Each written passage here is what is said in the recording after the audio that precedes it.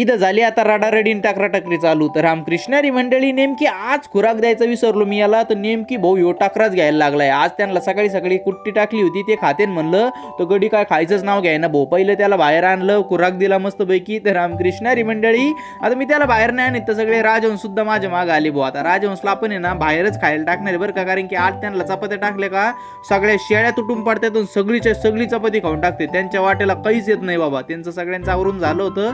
म्हणलं चला आता घासाला आहे ना आपल्याला दारे धरायचेत आणि थोडं खत पण टाकायचंय, कारण की पहिली कापणी आपली झालेली आहे.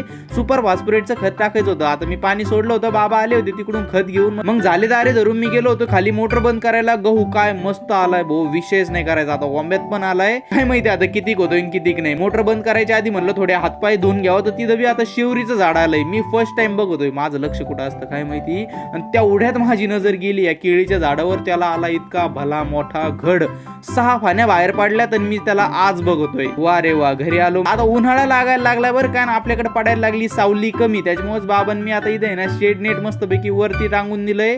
आता इथं थोडी सावली होईल आणि गार हवा यावी, त्याच्यामुळे आपण पाठी मागून सुद्धा लावलंय. एकदम मस्त पैकी होऊन जाईल. आता इथं पाणी मारलं का संपला विषय. आता बघा ब्रश गौरीने कसा केलाय बाबा, सगळं अंग खाजू